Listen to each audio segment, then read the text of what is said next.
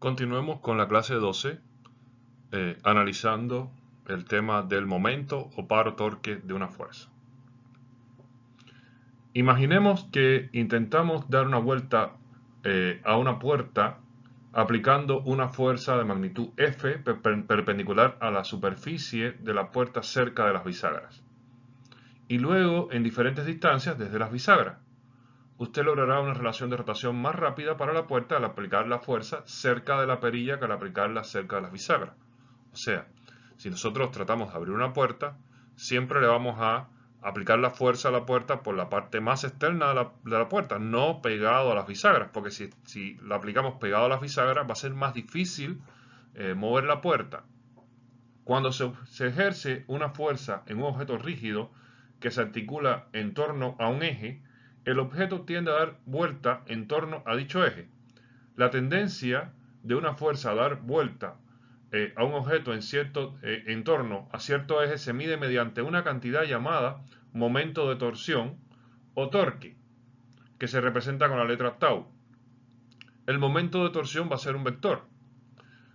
Consideremos la llave inglesa de esta figura que tenemos acá y se le quiere dar vuelta en torno a un eje perpendicular a la página, o sea, hay un eje que sale acá del plano y se le quiere dar vuelta la llave en torno a ese eje. Ese eje va a pasar por el centro del tornillo, ¿verdad?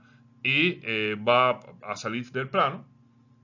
Ahora, la fuerza aplicada F va a actuar en un ángulo con la horizontal y la magnitud del momento de torsión asociada con la fuerza F se va a definir mediante esta expresión que tenemos acá. Vamos a ver que si yo aplico la fuerza, como vemos acá, esta fuerza, ¿verdad?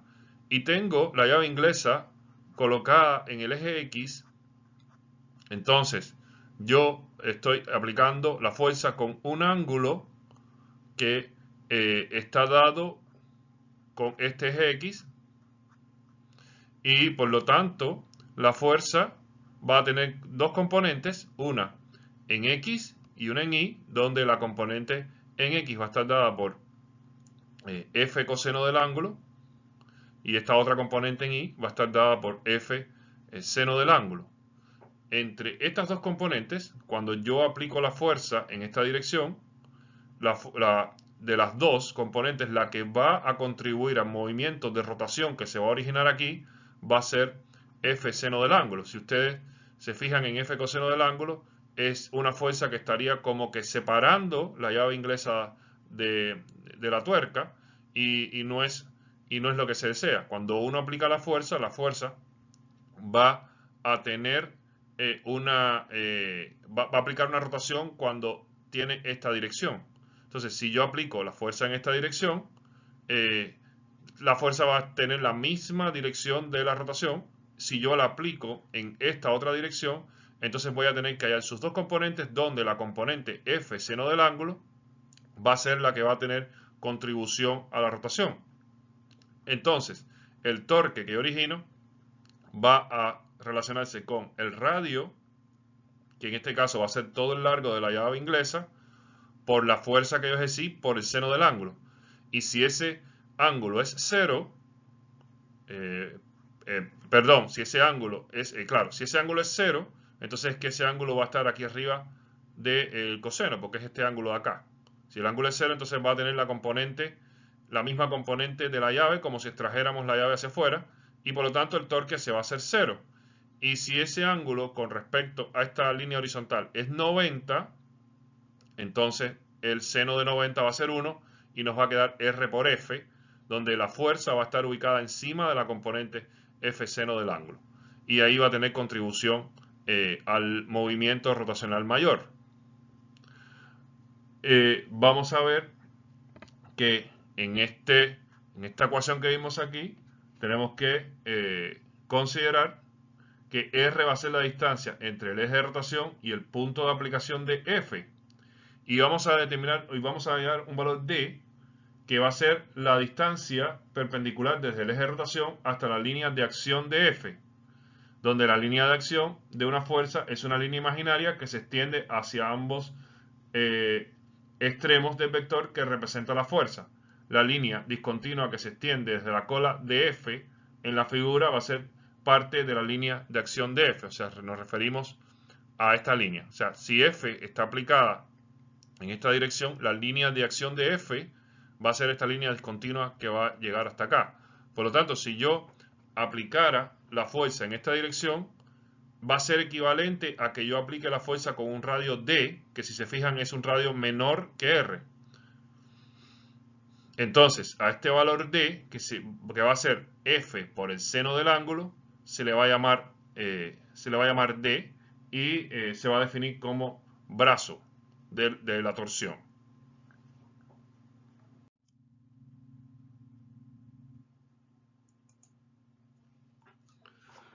Si vemos el triángulo rectángulo de la figura que forma la llave con estos lados de acá, podemos ver que este es el lado D, que acabamos de definir como F seno del ángulo.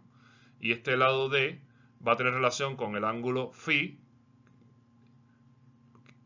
si consideramos la reproducción del ángulo φ acá. Entonces, este ángulo φ va a tener un triángulo rectángulo acá, donde tenemos D como cateto opuesto a φ y la hipotenusa que va a ser R. Por lo tanto, la relación entre el ángulo φ, D y R va a estar dada por el seno del ángulo. Seno del ángulo igual a D sobre R. Por lo tanto, F por el seno del ángulo va a ser igual a D. Entonces, por eso vemos que este valor D es, R seno del ángulo. Por eso vemos que este valor D va a ser R por el seno del ángulo. O sea, aquí en este triángulo rectángulo, repito, tenemos el lado D, que es cateto opuesto, tenemos el ángulo φ y tenemos la hipotenusa R. Entonces, seno del ángulo es D sobre R, por lo tanto, D va a ser igual a R por el seno del ángulo. Entonces, sustituimos D por R seno del ángulo y por eso D va a ser el largo que existe desde el eje hasta la línea imaginaria de donde se aplica la fuerza, lo cual va a ser equivalente a que estemos aplicando la fuerza de manera tangente en movimiento con un radio menor. O sea, si yo aplico con un radio menor, entonces el torque efectivo que va a recibir es menor, que es equivalente a que yo trate de mover la llave sin aplicar la fuerza por el punto extremo. Si yo trato de aplicar la fuerza por un punto intermedio, estoy disminuyendo el torque y estoy disminuyendo realmente el efecto que voy a tener sobre el movimiento de la tuerca, que es justamente lo que yo quiero. Siempre cuando usamos una llave inglesa, aplicamos la fuerza por la esquina, no por un intermedio. Si yo la aplicara por un intermedio, bueno, sería equivalente a un valor, quizás un valor D. O si yo aplico la fuerza con una dirección como esta, que es más hacia afuera, también estoy aplicando menos fuerza de la esperable. Lo ideal es que yo aplique la fuerza con esta dirección. Si yo aplico la fuerza en una dirección hacia afuera, es equivalente a que yo aplique la fuerza en la llave inglesa en un punto intermedio y no en el punto de la esquina. Recordar que la cantidad D se va a llamar brazo del momento o brazo de la palanca de F. Tenemos que en la figura la única componente de F que va a tender a causar rotación de la llave en torno a un eje a través de O es F seno del ángulo. La componente perpendicular a la línea dibujada desde el eje de rotación hacia el punto de aplicación de la fuerza. La componente horizontal F coseno del ángulo, dado que su línea de acción pasa a través del eje O, no va a tener tendencia a producir rotación en torno a un eje que pase a través de O. De la definición de momento de torsión, la rotación aumenta a medida que F aumenta y a medida que D aumenta, lo que explica por qué es más fácil dar vuelta a una puerta si se empuja por la perilla, o sea, desde la parte más externa, en lugar de hacerlo en un punto cerca de las bisagras. Y también porque es más fácil mover la llave cuando aplicamos la fuerza en la parte más externa que en un punto más intermedio para mover la tuerca. Y es mejor tener una llave inglesa más larga que una llave inglesa más corta. También podemos aplicar un empujón casi perpendicular a la puerta en el caso de la puerta, de modo que el ángulo phi esté cerca de 90 grados.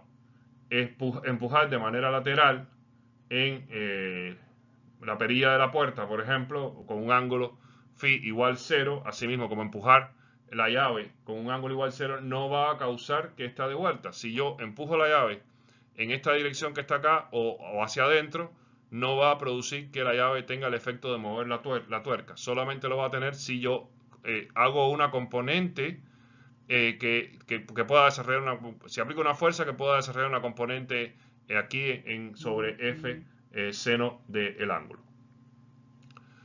Bien, vamos a ver que en el caso de que dos o más fuerzas actúen sobre un objeto rígido, como se muestra acá en esta figura, donde vamos a ver que cada una va a tender a producir rotación en torno a un eje O. En este ejemplo, F2, el objeto tiende a dar vuelta en sentido de las manecillas del reloj y F1 tiende a dar vuelta contra las manecillas del reloj. Aquí vamos a ver que se va a usar la convención de que el signo del momento de torsión que resulta de una fuerza es positivo si la tendencia a girar de la fuerza es contra las manecillas del reloj. O sea, en este caso F1 va a producir un efecto positivo. Y negativo si la tendencia a girar es en sentido de las manecillas del reloj. O sea, si en el caso de F2, la rotación que va a producir alrededor de O va a ser a favor de las manecillas del reloj, por lo tanto, va a producir un efecto negativo. Aquí, por ejemplo, en la figura, el momento de torsión resultante de F1, que va a tener un brazo de 1, va a ser positivo e igual a F1 de 1. En el momento de torsión F2, vamos a ver que va a ser negativo y va a ser igual a menos F2 de 2. En consecuencia, el momento de torsión neto en torno a un eje a través de O, en este caso, va a estar dada por esta ecuación. Sumatoria del torque va a ser igual a T1, tau 1 más tau 2, igual a F1 de 1 positivo, porque acá se mueve en contra de las manecillas del reloj, menos F2 de 2, porque aquí se mueve a favor de las manecillas del reloj, respetando el convenio que acabamos de describir. No debemos confundir el momento de torsión con la fuerza. Las fuerzas pueden causar un cambio en el movimiento translacional, como se describió mediante la segunda ley de Newton. Las fuerzas también pueden causar un cambio en el movimiento rotacional, pero la efectividad de las fuerzas en causar este cambio depende tanto de las magnitudes de las fuerzas como de los brazos de momento de las fuerzas, en la combinación que se llama momento de torsión. El momento de torsión tiene unidades de fuerza por longitud, newton, metros, en unidades de sistema internacional, y se debe reportar en estas unidades. No confunda momento de torsión y trabajo, que tiene las mismas unidades, pero son conceptos muy diferentes y que no tienen relación. Bien, con lo que hemos visto acá, podemos hacer el ejercicio 8 de la unidad 3, que trata sobre el momento de torsión neto sobre un cilindro. Para hacer este video pueden ver el link que está en los comentarios de este video. Ahora vamos a ver una cantidad también que es relevante e importante que conozcamos. Vamos a ver la cantidad de movimiento angular, una cantidad que tiene un papel clave en la dinámica rotacional. En analogía con el principio de conservación de cantidad de movimiento lineal para un sistema aislado, la cantidad de movimiento angular de un sistema se conserva si sobre el sistema no actúan momentos de torsión externos.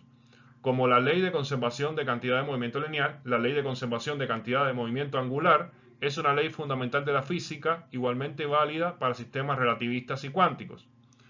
Considere una fuerza F que actúa sobre un objeto rígido en la posición vectorial R, como se muestra acá en la figura.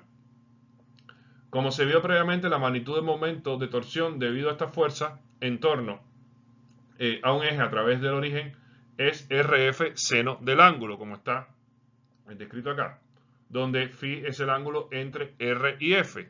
O sea, este es R, esta es la extensión de R y este es el ángulo entre R y F. El eje en torno al que F tiende a producir rotación es perpendicular al plano formado por R y F. El vector momento de torsión se relacionan con los dos vectores R y F, es posible establecer una correspondencia matemática entre la torsión R y F al usar el producto vectorial o producto cruz. O sea, esta expresión que tenemos acá la podemos convertir en esta otra expresión. Tau, el vector tau es igual a vector R producto vectorial por F, donde debemos recordar que es un producto vectorial. El producto vectorial va a ser un producto que va a originar, si yo tengo un producto A y hago la multiplicación vectorial, el producto vectorial por B, me va a dar un tercer vector que va a tener la magnitud AB seno del ángulo. O sea, esa va a ser la magnitud y va a tener igual área del paralelogramo que se muestra acá en esta figura. Y la dirección del vector resultante, vector C, va a ser perpendicular al plano formado entre A y B. O sea, si este es el plano entre A y B, la dirección de C va a ser este de acá. Y esta dirección va a estar determinada por la regla de la mano derecha. O sea, yo tendría que partir del vector A, entonces apuntar los dedos, estos dedos, en la dirección hacia donde está B, y entonces hacia donde me quede el pulgar va a estar C. Entonces, ese es el producto vectorial. Y entonces vamos a ver que dentro de lo que estamos aquí viendo en el producto vectorial, tenemos que la forma del producto vectorial va a ser AB seno del ángulo. Fíjense que esta es la forma de este producto, RF seno del ángulo. Y dentro de RF seno del ángulo, si lo convierto en producto vectorial, va a ser el producto vectorial de R cruz F. Y si aplico la regla de la mano derecha, vamos a ver que tengo RF y el vector resultante, que va a ser tau, va a tener la dirección del pulgar cuando aplico la regla de la mano derecha, como vemos acá. Entonces, podemos ver que la expresión que habíamos visto antes para tau es un producto vectorial, donde el vector resultante, tau, va a tener esta dirección que vemos acá.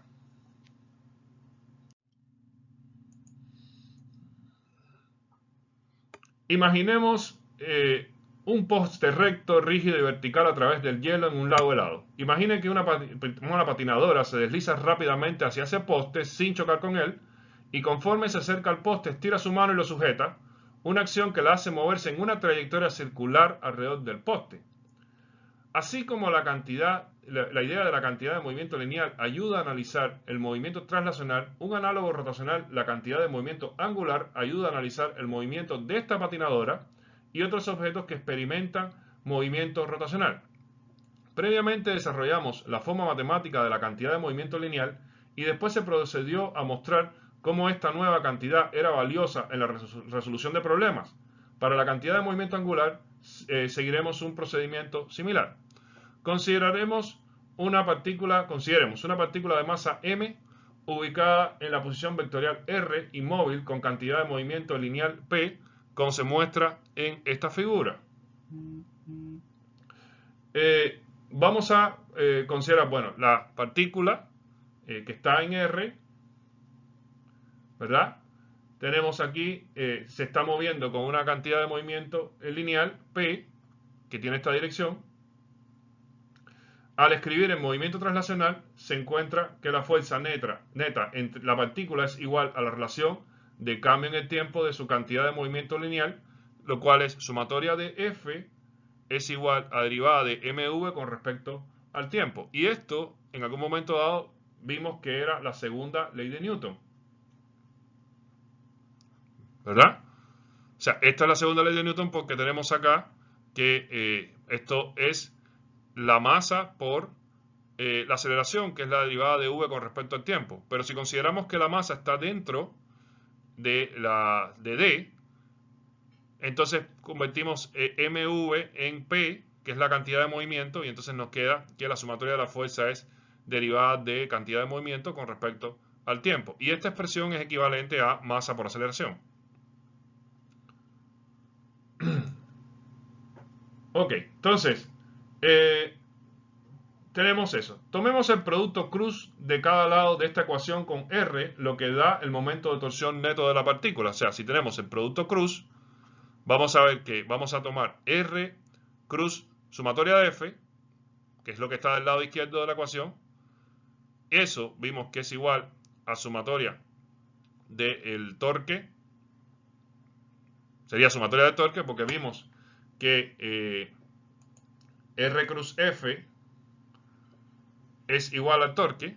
Entonces, si R cruz F es igual al torque, entonces R cruz sumatoria de F va a ser igual sumatoria de torques.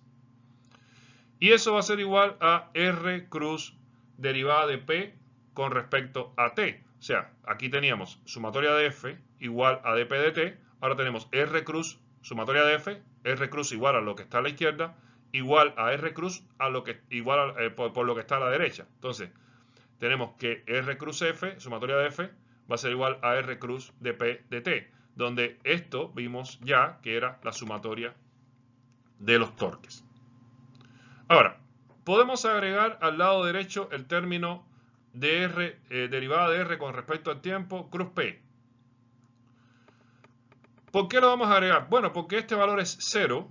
¿Y por qué es 0? Bueno, porque tenemos un producto vectorial entre dos cantidades que tienen la misma dirección. Tenemos que dr dt es la velocidad y tenemos que la velocidad y p tienen la misma dirección porque el vector p contiene la velocidad en sí. Entonces yo estoy haciendo producto vectorial de un vector que es la velocidad y otro vector que depende de la velocidad.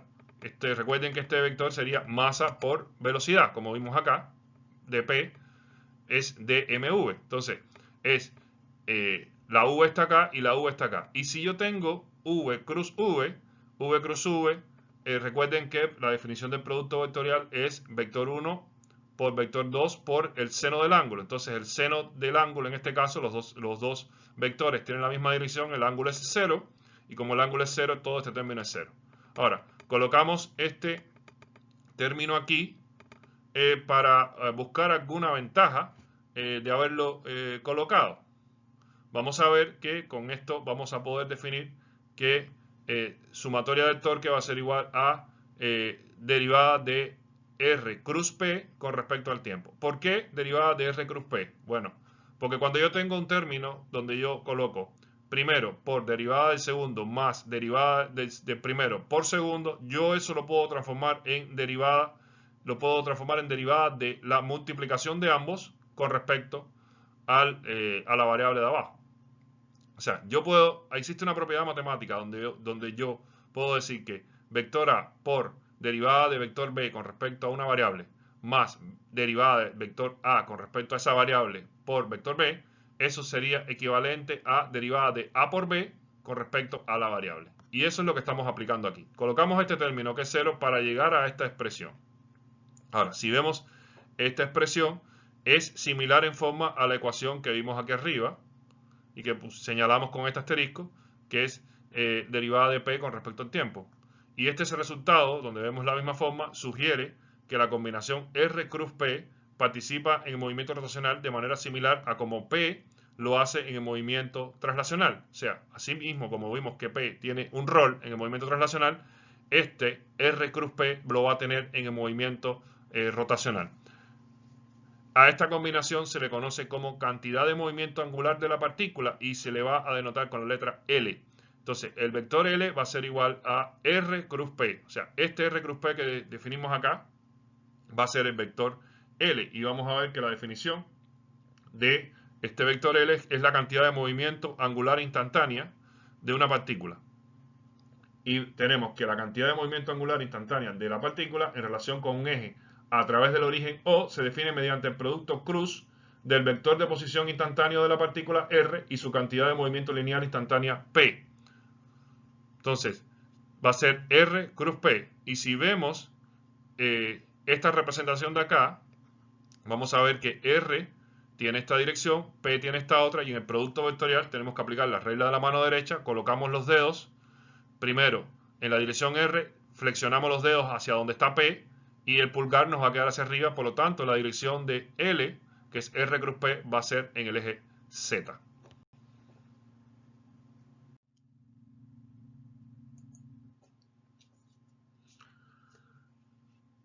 Entonces tenemos que esta ecuación que vimos antes, que es sumatoria de torque, es igual a derivada de R cruz P con respecto al tiempo, se puede escribir también como derivada de L con respecto al tiempo, donde vimos que L es la cantidad de movimiento angular instantánea.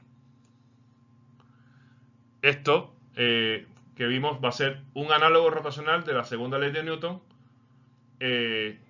porque obviamente aquí teníamos, esto se derivaba de la segunda ley de Newton, o sea, teníamos la segunda ley de Newton involucrada en la resolución de esto. Recordemos que la segunda ley de Newton era sumatoria de F es igual a derivada de cantidad de movimiento con respecto a T. Y aquí vamos a ver que es la sumatoria de los torques va a ser igual a la derivada del movimiento angular con respecto a T. Entonces, es análogo, tiene la misma forma que la segunda ley de Newton, pero para la rotación. Vamos a ver que el momento de torsión hace que la cantidad de movimiento angular L cambie, tal como la fuerza hace que cambie la cantidad de movimiento lineal. Entonces, por eso vemos esa analogía entre la segunda ley de Newton y esta expresión, porque el momento de torsión va a hacer que la cantidad de movimiento angular cambie. O sea, el momento de torsión hace que esta cantidad de movimiento angular cambie con respecto al tiempo. Ese es el efecto que vemos que es similar a la segunda ley de Newton. La ecuación enunciada afirma que el momento de torsión que actúa sobre una partícula es igual a la relación de cambio en el tiempo de la cantidad de movimiento angular de la partícula. Ahora, note que esta ecuación solo es válida si la sumatoria de tau y L se miden en torno al mismo eje. Además, la expresión es válida para cualquier eje fijo en un marco inercial. Si no se midieran en el mismo eje, entonces esto no se puede cumplir. Fíjense que el torque se mide con respecto a un eje y aquí L también tiene que estar con respecto a ese mismo eje. Si no fuera así, entonces esta expresión no se va a cumplir. La unidad de sistema internacional de la cantidad de movimiento angular L va a ser kilogramo metro cuadrado sobre segundo. Fíjense que son las unidades que van a salir del análisis de las dimensiones de las variables que están involucradas. Y note también que tanto la magnitud como la dirección de L dependen de la elección del eje. Al seguir la regla de la mano derecha se ve que la dirección de L es perpendicular al plano que forman R y P. O sea, esta dirección como hemos visto antes. En la figura, aquí R y P están en el plano XY, así que L tiene que apuntar en dirección Z por la regla de la mano derecha. Ya que P es igual a MV, entonces la magnitud de L podríamos definirla como L igual MRV seno del ángulo. Y eso lo vamos a ver, bueno, porque recordando a que era igual L, tenemos que L, vimos que es R cruz P, y como es R cruz P, P es M por V, y sería R cruz MV. Y si tenemos R cruz MV, como vemos acá, o sea, L es igual a R cruz P, eso es igual a R cruz MV, entonces puedo sacar la masa y me queda M R cruz V. Y R cruz V lo puedo transformar en RV por seno del ángulo, porque en el producto vectorial, siempre que tengo un producto vectorial entre un vector A por un vector B, lo puedo transformar en AB seno del ángulo. Entonces este R cruz V lo transformé en RV seno del ángulo.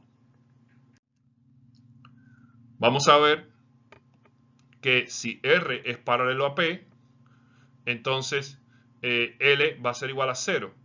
Eso va a suceder obviamente si yo aplico R y la cantidad de movimiento en la misma dirección, no va a producirse rotación. Entonces L va a ser igual a 0. Es decir, cuando la partícula se mueve a lo largo de una línea recta que pasa por el origen, tiene un momento angular nulo con respecto a ese origen. Entonces L no va a haber un efecto L. Mientras que L va a ser máximo cuando R es perpendicular a P. Lo mismo que vimos con el efecto de la fuerza cuando aplicábamos a la llave inglesa. En ese momento la partícula se va a mover exactamente igual que si estuviera en el borde de una rueda que gira alrededor del origen en el plano definido por R y P, movimiento circular. Vamos a ver que también yo puedo establecer relaciones entre L y velocidad angular, donde si L es igual a M VR, entonces podría considerar también que L es igual a M omega R cuadrado. Esto cuando R es perpendicular a P, se va a cumplir esto de acá, porque el seno del ángulo va a ser ángulo 90 grados y entonces el seno del ángulo va a ser 1. Entonces se va a cumplir esta expresión. Y tenemos que L va a ser paralelo a omega. Se va a cumplir esta expresión de acá. Entonces L igual mr cuadrado omega. O sea, donde omega, recuerden que es la velocidad angular. Veamos analogías entre las cantidades de movimientos translacionales y rotacionales.